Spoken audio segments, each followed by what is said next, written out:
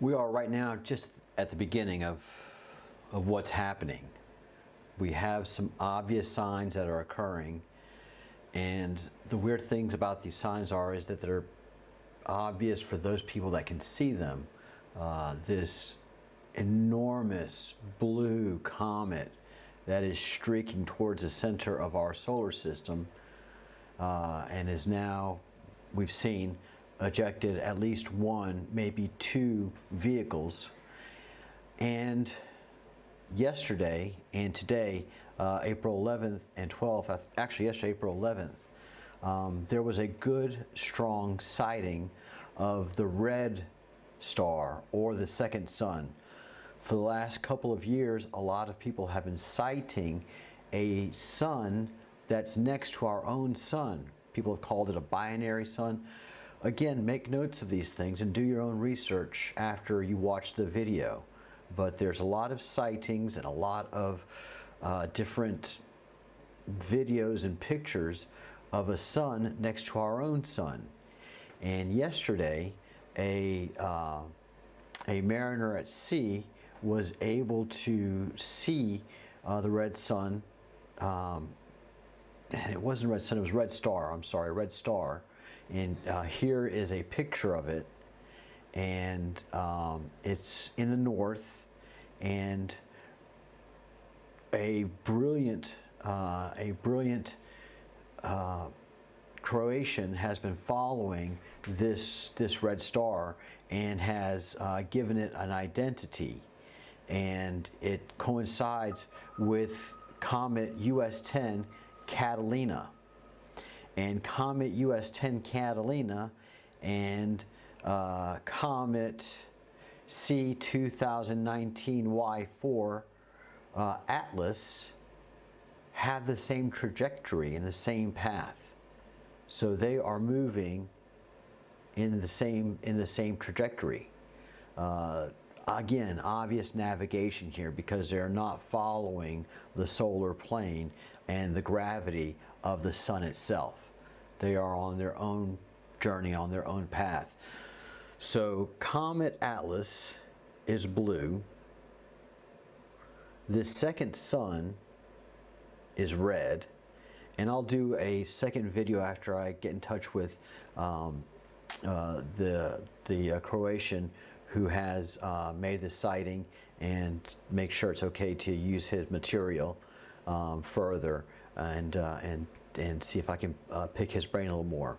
But we have a red star and we have a blue star, and this aligns perfectly with the prophecy of the blue Kashina and the red Kashina of the Hopi tribes. And I'm making this point again because the only thing that has predicted these two events are all the religions of the world. And it's high time that we put aside a lot of the nonsense and anger and frustrations we have with our religions and look at the core texts and the founding of them. Because right now, the Hopi text of a blue star and a red star being close to the earth and coming from the heavens close to the earth is spot on. Islamic text, by the way, I owe Islam and Christianity an apology, because both Islamic text and Christian text really speaks closely to this event the more research I do with the Hopi traditions. And then when you get into the Jewish and Hindu beliefs, along with the Buddhist eschatology, they all are so incredibly similar. And if you study this enough, you can see that the same people, same person, established all of these different religions all over the world and made sure that certain stories and traditions were passed down generation after generation. And this was a generational message in a bottle.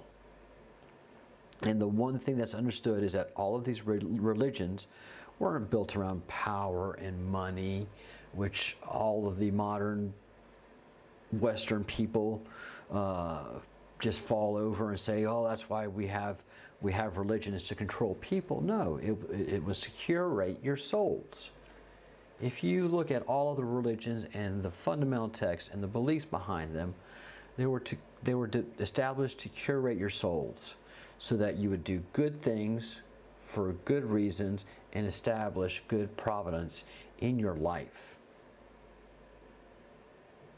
And things got confusing because humans are supposed to be confusing and chaotic. We are supposed to make choices daily between being good and being evil.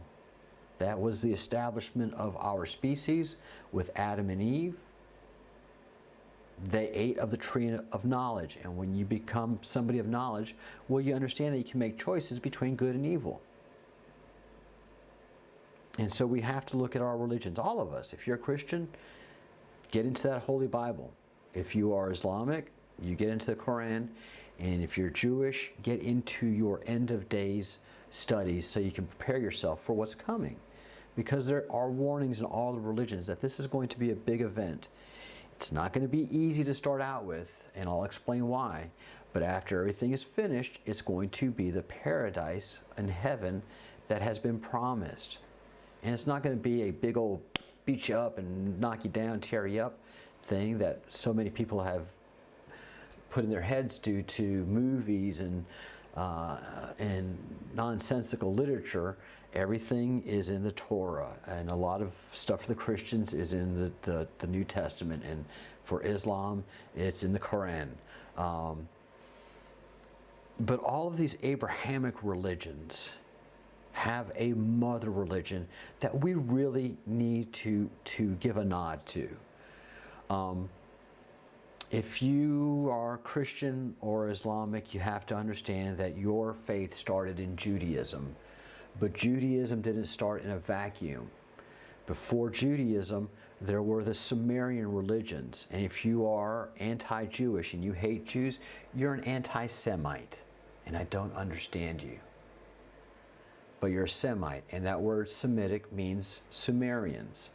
So this hate and this establishment of the Jewish society goes back to the Sumerians, which are at least 6,000 years old, 6,000 to 8,000 years old from today. 4,000 to 6,000 BC in established origin, but when it established, it's very hard to tell. But we do have the cuneiform Sumerian tablets that were baked in clay that tell all the stories of the Sumerians and the lineage in the very old times. And because academics are academics, they have to think everything is a mythology because they view history through the prism of today. And they really can't put themselves in the world that was 10,000 years ago, 12,000 years ago, 20,000 years ago. They think that everything that's written in these tablets is just absolute mythology when it's actual history.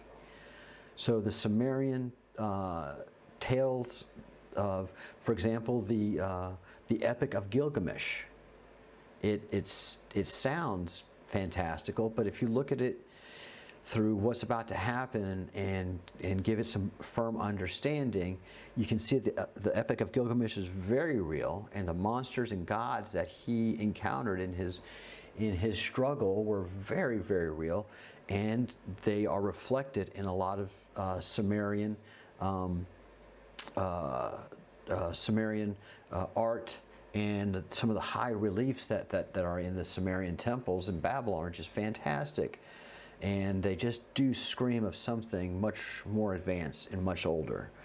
So we have the Sumerian religion, and they really didn't establish a Sumerian religion because the Sumerians practice the Zoroastrian religion. And the Zoroastrian religion is the mother of all Abrahamic religions. It's actually the mother of all Eastern and Western religions, because Hinduism and Taoist philosophies tie in exactly and very closely with the Zoroastrian religion, and the Hindu Vedas also tie in very closely with with the writings that we were able to retain from the Zoroastrian religion, which is still practiced today. And the Zoroastrian religion was established and is birthed in between the Tigris and the Euphrates in the Babylonian region. So it's very old. It is pre-Sumerian, and it is the mother religion. What happened? Where did Zoroastrian come from? Zoroastrian is the first monotheistic religion, and there is one God that the Zoroastrians recognize and pray to, but not only that, but get guidance from and seek guidance from.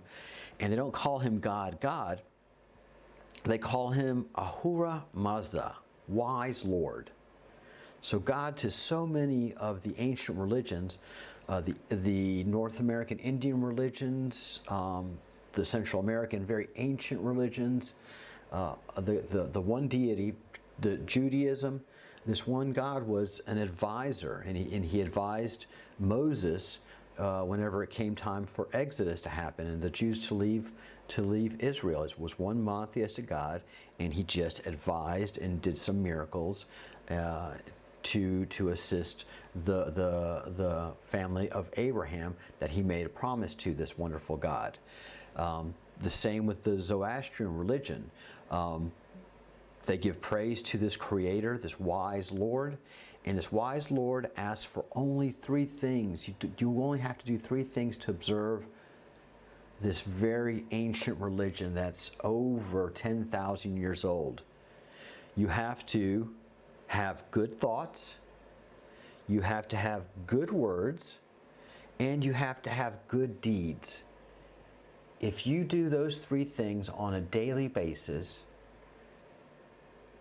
those three simple things, then Ahura Mazda, the wise Lord, will see kindness and benefit you and your family for not only then, but for future generations and for the big epic to come. Because when what happens, it will mean a new age will dawn, and all of our ancestors are coming back into the new age, and we're going to experience our lives together. In many ways, we say indefinitely. We will become, our souls will become us, and us become our souls, and we'll become immortal souls on this earth and possibly Venus.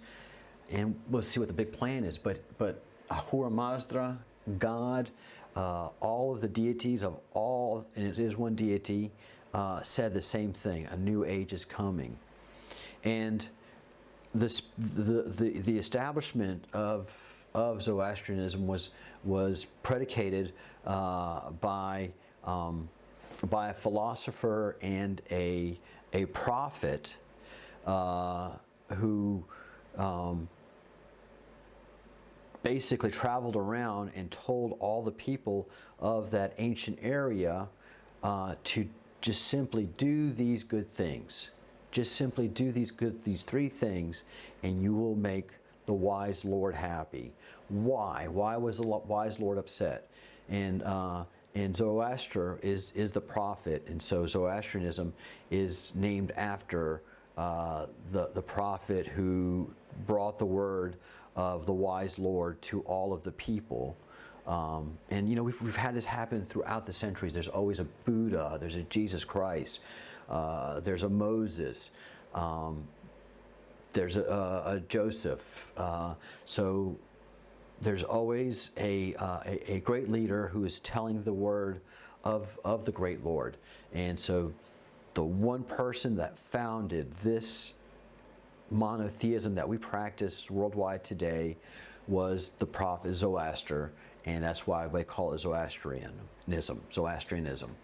Look it up. It is a fascinating story.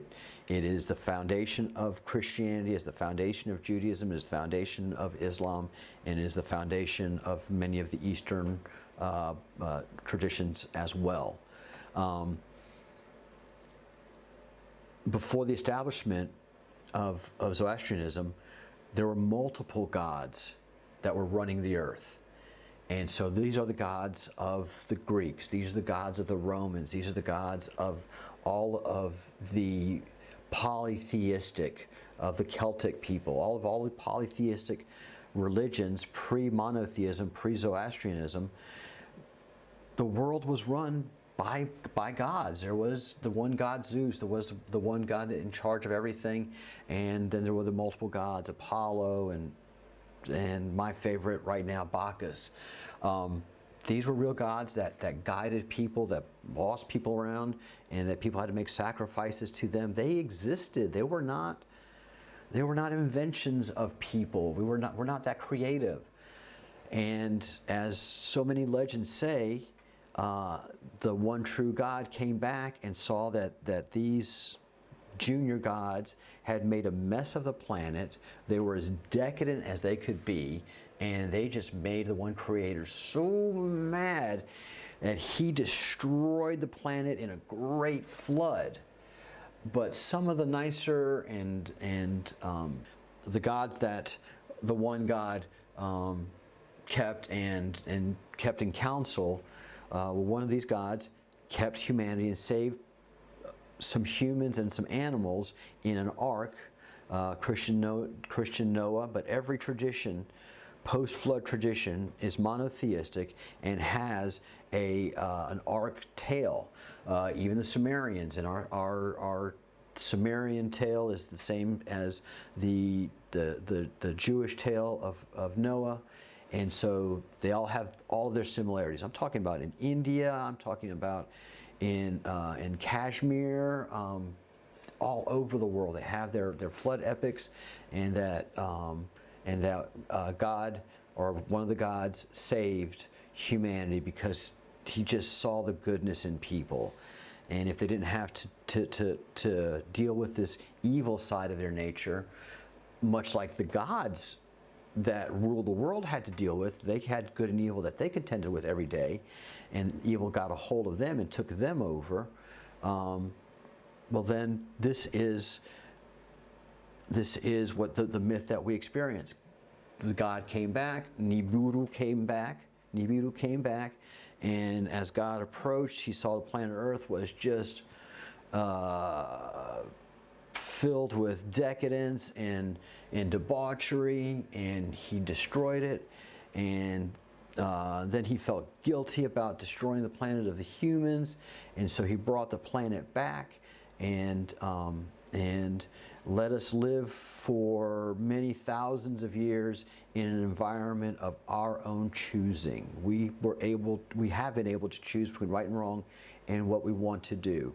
We pray to the Creator, and he helps us. And if we are devoted to him, he is devoted to us. And you see that happen with peoples of all religions, all spiritualities. If you are really a good, faithful Muslim, you're a good person.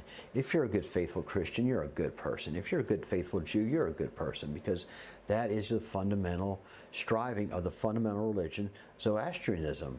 If you're a good Zoroastrian, well, then you're just a good person. The same with the Hindu and Buddhist religions. And it's the negative, evil people that cast all of these wonderful religions in bad lights.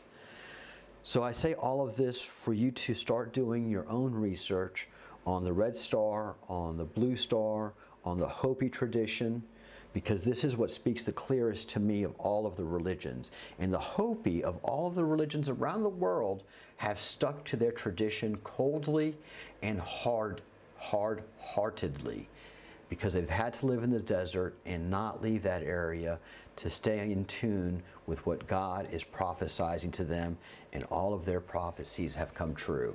And one of the things that the Torah says is, if my prophecies come true, then I am speaking through them. Do your research, guys. Trust your religions. Any questions below? And I'll see you in the next video, which I'll be doing this evening and tomorrow.